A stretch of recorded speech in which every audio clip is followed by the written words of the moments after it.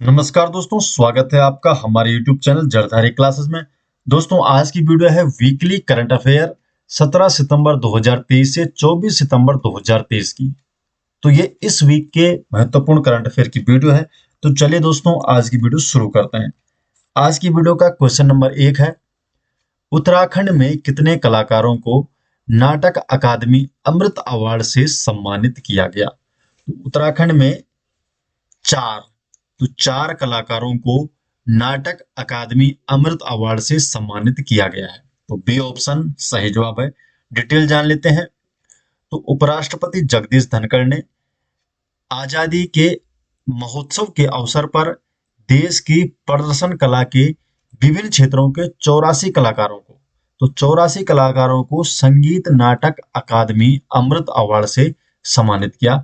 और इन 84 कलाकारों में 4 कलाकार उत्तराखंड के भी शामिल हैं।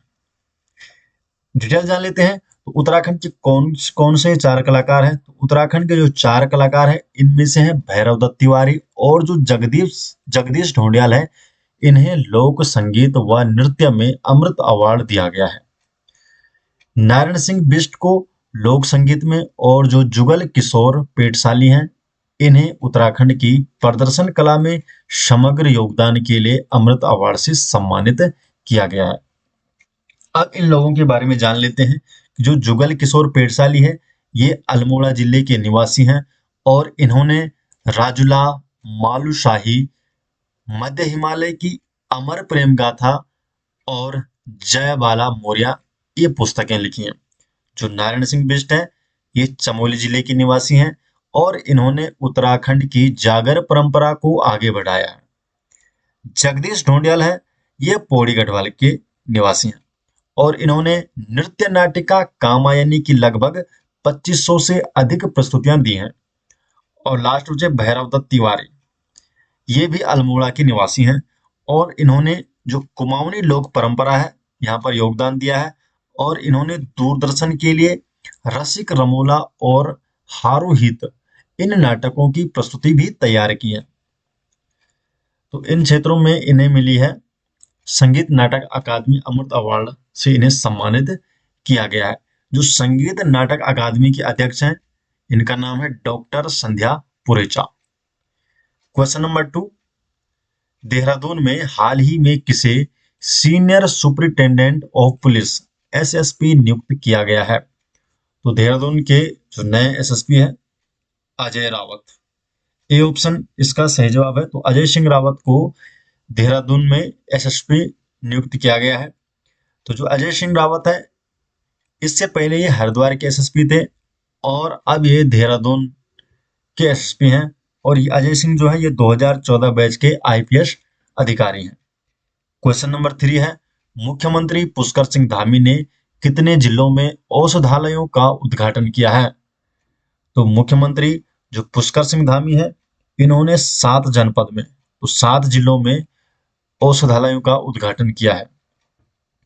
डिटेल जान लेते हैं। तो जो मुख्यमंत्री पुष्कर सिंह धामी हैं, इन्होंने कर्मचारी राज्य बीमा योजना के तहत उत्तराखंड के 7 जनपदों में औषधालयों का वर्चुअल माध्यम से उद्घाटन किया। कौन कौन से 7 जनपद है? तो इसमें है पिथौरागढ़, अल्मोड़ा, चंपावत, बागेश्वर, चमोली, रुद्रप्रयाग एवं उत्तरकाशी। तो ये 7 जिले इसमें शामिल है। क्वेश्चन नंबर 4 है, देहरादून में कौन से इंटरनेशनल फिल्म फेस्टिवल का आयोजन किया जा रहा है? तो देहरादून में ये 8वें इंटरनेशनल फिल्म फेस्टिवल का आयोजन किया जा रहा है। डिटेल जान लेते हैं। तो देहरादून में 8वां इंटरनेशनल फिल्म फेस्टिवल का जो आयोजन है, ये 22 से 24 सितंबर को सिल्वर सिटी जो राजपुर रोड है एवं तुलास इंस्टीट्यूट, यहाँ पर किया जाएगा 8वें इंटरनेशनल फिल्म फेस्टिवल का आयोजन। क्वेश्चन नंबर 5 है, उत्तराखंड के कौन से गांव को बेस्ट टूरिज्म विलेज के रूप में चयनित किया गया है? तो उत्तराखंड का कौन सा गांव है जिसे बेस्ट टूरिज्म विलेज के रूप में चयनित किया गया है? तो इस गांव का नाम है सरमोली गांव, ए ऑप्शन। तो जो सरमोली गांव है, ये उत्तराखंड का गांव है और इसे बेस्ट टूरिज्म विलेज के रूप में चयनित किया गया है। डिटेल जान लेते हैं सरमोली गांव के बारे में। तो जो सरमोली गांव है ये कहाँ का है? पिथौरागढ़ जिले में पड़ता है। तो जो भारत सरकार का पर्यटन मंत्रालय है इसने पिथौरागढ़ जिले के सरमोली गांव, तो सरमोली गांव का चयन देश के बेस्ट टूरिज्म विलेज के रूप में किया है और इसकी आधिकारिक घोषणा 27 सितंबर को दिल्ली में की जाएगी। जो सरमोली गांव है तो यहाँ पर जो केरल की रहने वाली मल्लिका विर्दी और उनके पति ने लगभग 2 दशक पहले इस गांव को आधिकारिक रूप से गोद लिया था, सरमोली गांव को। जो उत्तराखंड है तो यहाँ के पर्यटन मंत्री है सतपाल महाराज और केंद्रीय पर्यटन मंत्री है श्री किशन रेड्डी। अब देखिए जो सरमोली गांव है तो ये उत्तराखंड का गांव है और इसे बेस्ट टूरिज्म विलेज के रूप में चयनित किया गया है। क्वेश्चन नंबर 6 है, हाल ही में पैथोलॉजिकल कलेक्शन सेंटर का शुभारंभ किसके द्वारा किया गया? तो पैथोलॉजिकल कलेक्शन सेंटर का शुभारंभ किसके द्वारा किया गया है? श्रीमती राधा रतूड़ी के द्वारा। तो श्रीमती राधा रतूड़ी के द्वारा पैथोलॉजिकल कलेक्शन सेंटर का शुभारंभ किया गया। तो श्रीमती राधा रतूड़ी अपर मुख्य सचिव है और इन्होंने सचिवालय स्थित जो राजकीय एलोपैथिक जो चिकित्सालय है यहाँ पर निःशुल्क पैथोलॉजिकल परीक्षण हेतु पैथोलॉजिकल कलेक्शन सेंटर का शुभारंभ किया है। क्वेश्चन नंबर 7 है, मिशन लाल लोमड़ी रेड फॉक्स अभियान किसके लिए चलाया जाएगा? तो उत्तराखंड में जो मिशन लाल लोमड़ी या जो रेड फॉक्स अभियान है ये चलाया जाएगा सुअर के लिए। तो जो जंगली सुअर है तो जंगली सुअरों के लिए मिशन लाल लोमड़ी या रेड फॉक्स अभियान चलाया जाएगा। इसके बारे में जान लेते हैं। जो प्रदेश के किसानों को जो जंगली सुअर, क्योंकि जंगली सुअर किसानों को बहुत परेशान करते हैं, तो इससे निजात दिलाने के लिए सरकार मिशन लाल लोमड़ी शुरू करने जा रही है।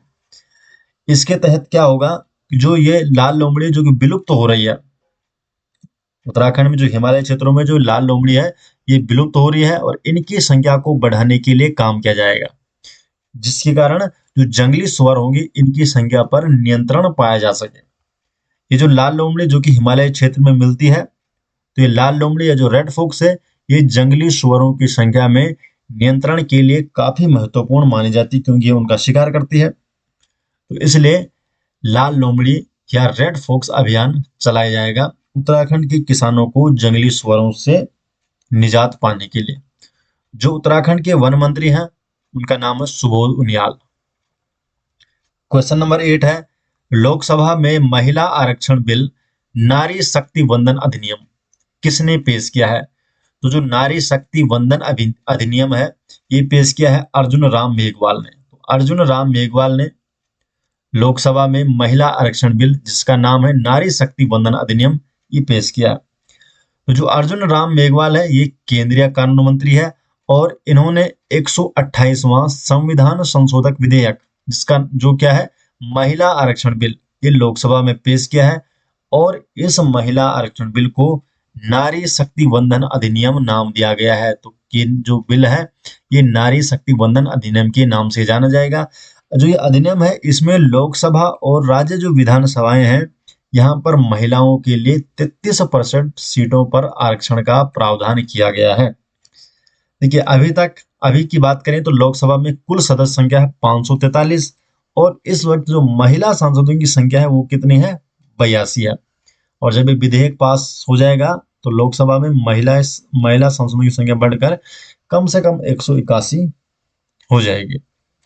दोस्तों जो उत्तराखंड जी करंट अफेयर के जो सभी नोट्स है ये आपको मिल जाएंगे हमारे एप्लीकेशन में। अगर आप प्ले स्टोर पर सर्च करते हैं उत्तराखंड जीके या जरधारी क्लासेस तो आपको फर्स्ट में ही उत्तराखंड जनरल नॉलेज के नाम से एसजे ग्रुप का ऐप मिल जाएगा, उसे आप डाउनलोड कर सकते हैं। उसमें उत्तराखंड करंट अफेयर, उत्तराखंड के जो भी कॉम्पिटिटिव एग्जाम होते हैं तो सभी के नोट्स उसमें काफी डिटेल में दे रखे हैं, तो आप वहां से अपनी तैयारी कर सकते हैं।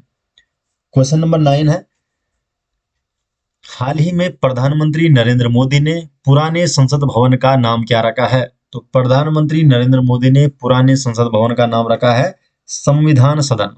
डी ऑप्शन सही जवाब है। तो संविधान सदन रखा है प्रधानमंत्री नरेंद्र मोदी ने पुराने संसद भवन का नाम। तो पुराना जो संसद भवन है ये लुटियंस और हार्वर्ड बेकर इसके द्वारा डिजाइन किया गया था। जो पुराना संसद भवन है इसका निर्माण कार्य 1921 में शुरू हुआ और 1927 में पूरा हुआ था। और जो नया संसद भवन है इसका उद्घाटन 28 मई 2023 को प्रधानमंत्री नरेंद्र मोदी ने किया। क्वेश्चन नंबर 10 है, हाल ही में विज्ञान प्रौद्योगिकी और नवाचार के क्षेत्र में नए राष्ट्रीय पुरस्कारों की स्थापना की है। इन पुरस्कारों को किस नाम से जाना जाएगा? तो अभी हाल ही में नए राष्ट्रीय पुरस्कारों किस क्षेत्र में? विज्ञान प्रौद्योगिकी और नवाचार के क्षेत्र में। तो इन पुरस्कारों को किस नाम से जाना जाएगा? ऑप्शन इसका जो बी है वो सही है, राष्ट्रीय विज्ञान पुरस्कार। तो इन नए राष्ट्रीय पुरस्कारों को राष्ट्रीय विज्ञान पुरस्कार के नाम से जाना जाएगा। तो जो सरकार ने विज्ञान प्रौद्योगिकी और नवाचार के क्षेत्रों में जो राष्ट्रीय पुरस्कारों की स्थापना की है उन्हें राष्ट्रीय विज्ञान पुरस्कार के नाम से जाना जाएगा। और इन पुरस्कारों की घोषणा 11 मई 2024 को राष्ट्रीय प्रौद्योगिकी दिवस पर की जाएगी। तो 2024 को इसकी घोषणा की जाएगी। और जो ये पुरस्कार है ये कब वितरित किए जाएंगे? तो जो ये पुरस्कार वितरण समारोह होगा ये हर वर्ष राष्ट्रीय अंतरिक्ष दिवस 23 अगस्त, तो 23 अगस्त को आयोजित किया जाएगा। अब देखिए पहली बार राष्ट्रीय अंतरिक्ष दिवस की जो घोषणा कब की गई ये आप कमेंट बॉक्स में जरूर बताइएगा। क्वेश्चन नंबर 11 है, विश्व ओजोन दिवस 2023 की थीम है। तो जो विश्व ओजोन दिवस 2023 की थीम है, option number A, fixing the ozone layer and reducing climate change. तो 2023 की ये थीम है fixing the ozone layer and reducing climate change. ये विश्व ओजोन दिवस 2023 की थीम है। डिटेल जान लेते हैं। तो जो विश्व ओजोन दिवस मनाया जाता है हर साल 16 सितंबर को, और इसको मनाए जाने का उद्देश्य है ओजोन लेयर में क्षरण के कारकों की रोकथाम करना और इसके बचाव हेतु जागरूकता पैदा करना। जो ओजोन लेयर होती है ये पृथ्वी की वायुमंडल की एक परत है और ये सूरज से आने वाली जो हानिकारक अल्ट्रावायलेट किरणें होती है इनको पृथ्वी तक आने से रोकती है। जो ओजोन लेयर है इसका जो रासायनिक सूत्र है वो है O3। ये ऑक्सीजन के 3 परमाणु से बनती है। क्वेश्चन नंबर 12 है, विश्वकर्मा योजना का शुभारंभ किसने किया? तो जो विश्वकर्मा योजना है इसका शुभारंभ किया है नरेंद्र मोदी ने। बी ऑप्शन सही जवाब है। तो नरेंद्र मोदी के द्वारा विश्वकर्मा योजना का शुभारंभ किया गया। और कब किया गया? 17 सितंबर 2023 को। तो 17 सितंबर 2023 को, क्योंकि 17 सितंबर को विश्वकर्मा जयंती मनाई जाती है इसलिए 17 सितंबर को, इस बार 17 सितंबर 2023 को प्रधानमंत्री नरेंद्र मोदी जी द्वारा विश्वकर्मा योजना का शुभारंभ किया गया। क्वेश्चन नंबर 13 है, संविधान के किस अनुच्छेद के द्वारा संसद का विशेष सत्र बुलाया जाता है? तो संविधान का वो कौन सा अनुच्छेद है जिसके द्वारा संसद का विशेष सत्र बुलाने का प्रावधान है? तो अनुच्छेद 85(1) 85(1) के अनुसार संसद का विशेष सत्र बुलाया जाता है। तो केंद्र सरकार ने अभी हाल ही में 18 से 22 सितंबर तक संसद का विशेष सत्र बुलाया है और इसका प्रावधान किसमें है? अनुच्छेद 85 में इसका प्रावधान है। 85(1) में विशेष सत्र बुलाने का प्रावधान है। अब देखो जो संविधान का अनुच्छेद 85 है इसमें क्या प्रावधान है कि संसद की वर्ष में कम से कम 2 बार बैठक होनी चाहिए और 2 सत्रों के बीच का जो अंतर है वो 6 महीने से अधिक नहीं होना चाहिए। अब देखिए जो संसद है यहाँ पर 3 सत्र बुलाए जाने की परंपरा है। कौन कौन सा? पहला है बजट सत्र, ये बुलाया जाता है फरवरी मार्च में। दूसरा मानसून सत्र जो जुलाई अगस्त में, और तीसरा है शीतकालीन सत्र नवंबर दिसंबर में। पहली बार जो विशेष सत्र बुलाया गया था 1972 में, जब आजादी की रजत जयंती पर अगस्त 1972 में पहली बार संसद का विशेष सत्र का आयोजन किया गया था। और इसके बाद दूसरी बार अभी 2023 में 18 से 22 सितंबर तक संसद का विशेष सत्र बुलाया गया था, जिसका जो संविधान में प्रावधान है अनुच्छेद 85(1) में जिसका प्रावधान किया गया है। क्वेश्चन नंबर 14 है, हाल ही में आईसीसी वर्ल्ड कप के लिए कौन सा एंथम सॉन्ग रिलीज हुआ है? तो आईसीसी वर्ल्ड कप के लिए दिल जश्न बोले ए ऑप्शन, तो दिल जश्न बोले एंथम सॉन्ग रिलीज हुआ है। तो ए ऑप्शन इसका सही जवाब है। डिटेल जान लेते हैं। जो वर्ल्ड कप 2023 के लिए जो थीम सॉन्ग है दिल जश्न बोले, तो इसको किसने कंपोज किया है, कौन इसके म्यूजिक डायरेक्टर है? प्रीतम चक्रवर्ती। और इसमें एक्टर है रणवीर सिंह। आगे बात कर लेते हैं आईसीसी वर्ल्ड कप के बारे में। तो पहला जो आईसीसी वर्ल्ड कप हुआ था 1975 में इंग्लैंड में, और पहला विश्व कप का विजेता कौन सी टीम बनी? West Indies. जो विश्व कप है, आईसीसी जो वर्ल्ड कप है, ये हर 4 साल में होता है। और आईसीसी वर्ल्ड कप जो 2023 को होस्ट कर रहा है, 2023 का जो होस्ट है वो है भारत। इस बार जो ब्रांड एम्बेसडर है वो है शाहरुख खान। और आईसीसी वर्ल्ड कप 2023 में ये 13वां संस्करण हो रहा है, जिसका आयोजन होगा 5 अक्टूबर 2023 से, और फाइनल मैच खेला जाएगा 19 नवंबर 2023 को।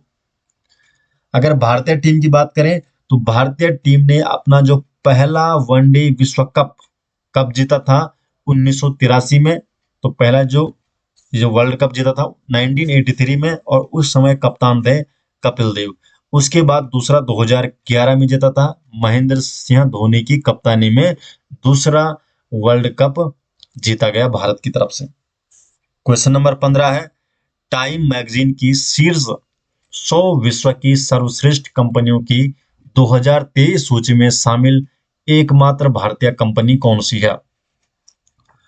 तो 100 जो सर्वश्रेष्ठ कंपनी है विश्व की, तो उस सूची में जो भारत की एकमात्र कंपनी जो शामिल हुई है वो है इन्फोसिस। सी ऑप्शन सही जवाब है। तो इन्फोसिस इस टाइम मैगजीन की शीर्ष 100 विश्व की सर्वश्रेष्ठ कंपनियों में भारत की ये इन्फोसिस कंपनी है, ये शामिल हुई है। और कौन से नंबर पे शामिल हुई है इसके बारे में जान लेते हैं। तो ये हुई है 64वें स्थान पर। तो इन्फोसिस जो कि शीर्ष 100 सूची में 64वें स्थान इसे मिला है। और इस सूची में चार जो टॉप कंपनियां हैं कौन कौन सी है?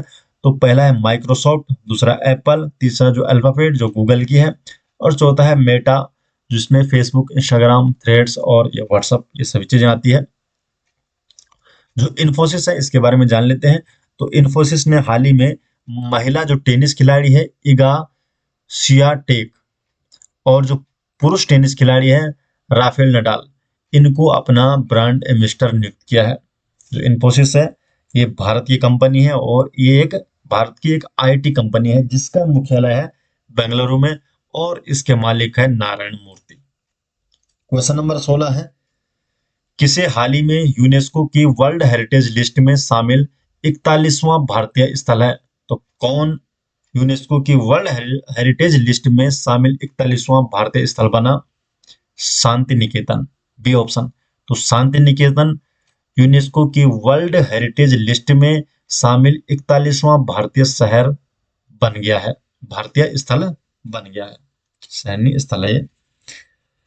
डिटेल जान लेते हैं इसके बारे में। तो जो शांति निकेतन है ये पश्चिम बंगाल के बीरभूर जिले में स्थित है, और इसे यूनेस्को की विश्व विरासत सूची में शामिल किया गया है, और ये 41वां भारतीय स्थल बन गया है यूनेस्को की विश्व विरासत सूची में।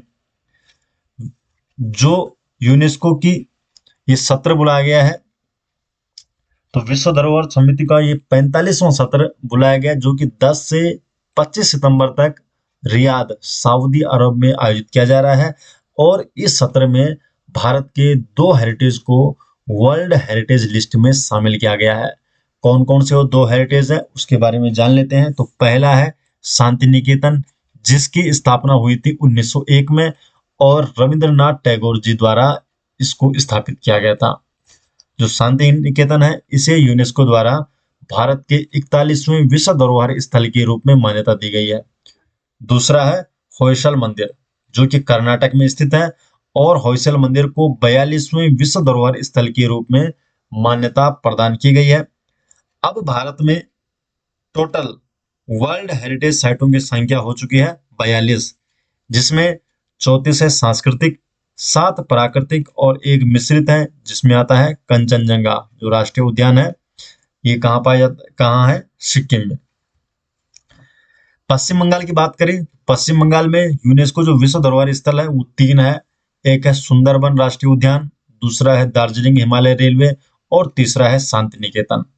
यूनेस्को के बारे में जान लेते हैं। तो यूनेस्को जिसकी फुल फॉर्म है United Nations Educational Scientific and Cultural Organization, और इसकी स्थापना हुई थी 16 नवंबर 1945 को।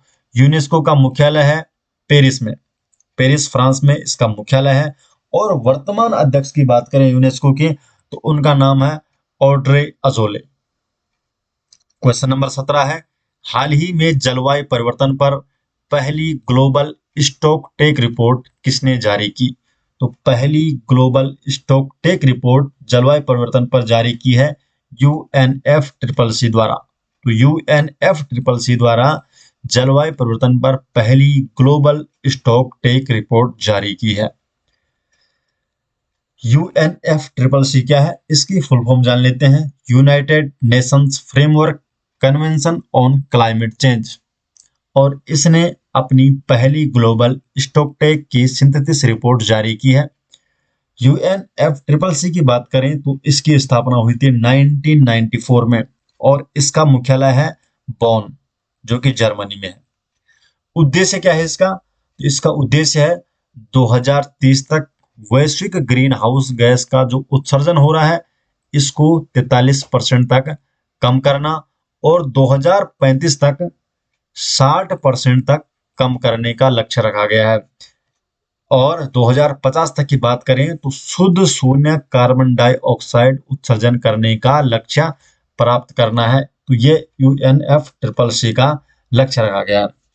अगर भारत की बात करें तो भारत ने 2070 तक नेट जीरो कार्बन करने का लक्ष्य रखा है। ग्रीन हाउस गैस कौन सी होती है? जिनकी वजह से धरती का तापमान बढ़ता है, और मुख्यतः जो ग्रीन हाउस गैसें हैं वो कौन कौन सी है? तो कार्बन डाइऑक्साइड है, CO2 है, CH4 मेथेन है, CFC क्लोरोफ्लोरोकार्बन, और नाइट्रस ऑक्साइड जिसका रासायनिक सूत्र है N2O। तो ये 4 मुख्यतः गैसें हैं जो ग्रीन हाउस गैसें होती है, जो कि धरती का तापमान बढ़ाता है। क्वेश्चन नंबर 18 है, अंतरराष्ट्रीय शांति दिवस प्रतिवर्ष कब मनाया जाता है? तो अंतरराष्ट्रीय शांति दिवस मनाया जाता है हर साल 21 सितंबर को। 21 सितंबर को हर साल अंतरराष्ट्रीय शांति दिवस मनाया जाता है। इसके अलावा 21 सितंबर को विश्व अल्जाइमर दिवस भी मनाया जाता है। पहले अंतरराष्ट्रीय शांति दिवस की बात करें जो कि 21 सितंबर को ही मनाया जाता है, तो अंतरराष्ट्रीय शांति दिवस जो 2023 है, तो 2023 की थीम थी शांति के लिए कार्य, एक्शन फॉर पीस। और जो ये दिवस है ये संयुक्त राष्ट्र महासभा द्वारा स्थापित किया गया है, और इसका उद्देश्य है शांति के आदर्शों को मजबूत करने और दुनिया भर में अहिंसा और युद्ध विराम की संस्कृति को बढ़ावा देना। वैश्विक शांति सूचकांक 2023 की बात करें तो इसमें भारत का स्थान मिला है, 126वां स्थान मिला है भारत को वैश्विक शांति सूचकांक 2023 में। दूसरा जो 21 सितंबर को मनाया जाता है विश्व अल्जाइमर दिवस। और अल्जाइमर क्या होता है? तो अल्जाइमर एक दिमागी बीमारी होती है, और इस बीमारी में उम्र के साथ चीजों को याद न रख पाने की समस्या होती है, बातचीत में कठिनाई और समस्याओं को सुलझाने में दिक्कत होने लगती है। जो विश्व अल्जाइमर दिवस 2023 की जो थीम रखी गई है, never too early never too late. सितंबर माह की बात करें तो सितंबर माह को विश्व अल्जाइमर माह और पोषण माह के रूप में मनाया जाता है। नेक्स्ट क्वेश्चन की बात करें, question number 19, Asia cricket cup का फाइनल किस टीम ने जीता है? तो जो एशिया क्रिकेट कप का जो फाइनल है तो ये जीता है भारत ने। ए ऑप्शन इसका सही जवाब है। तो एशिया क्रिकेट कप का फाइनल भारत ने जीता है। तो जो एशिया कप 2023 का जो फाइनल है ये भारतीय टीम ने श्रीलंका को 10 विकेट से हराकर जीता है, और इसमें भारतीय के जो गेंदबाज जो मोहम्मद सिराज हैं इन्होंने इस मैच में 6 विकेट लिए हैं। आगे जान लेते हैं इस बारे में। तो भारत ने 8वीं बार एशिया कप का फाइनल खिताब जीता है। तो 8वीं बार भारत ने ये खिताब जीता है। और जो एशिया कप 2023 है तो इसमें प्लेयर ऑफ द टूर्नामेंट मिला कुलदीप यादव को, और फाइनल मैच के लिए प्लेयर ऑफ द मैच मिला मोहम्मद सिराज को। तो जो एशिया क्रिकेट कप जो फाइनल मैच जीता है 2023 में, तो ये भी भारत ने जीता है। तो दोस्तों ये हो गए इस वीक के महत्वपूर्ण करंट अफेयर, और ये सभी नोट्स आपको मिल जाएंगे हमारे एप्लीकेशन में, जो आपको मिल जाएगा प्ले स्टोर में। अगर आप प्ले स्टोर में सर्च करते हैं उत्तराखंड जीके या जरधारी क्लासेस, तो फर्स्ट में ही आपको उत्तराखंड जनरल नॉलेज के नाम से एसजे ग्रुप का ऐप मिल जाएगा। उसमें सभी नोट्स आपको देखने को मिल जाएगा। अगर आप करंट अफेयर की ई बुक चाहते हैं तो उसका लिंक आपको डिस्क्रिप्शन में मिल जाएगा, या आप डायरेक्ट गूगल पर सर्च कर सकते हैं जरधारी क्लासेस .in। तो हमारी वेबसाइट में जाके आपको जरधारी क्लासेस के महत्वपूर्ण नोट्स की ई बुक मिल जाएगी, और वहां से आप वो ई बुक ले सकते हैं। तो मिलते हैं दोस्तों नेक्स्ट वीडियो के साथ, तब तक के लिए आपका बहुत बहुत धन्यवाद।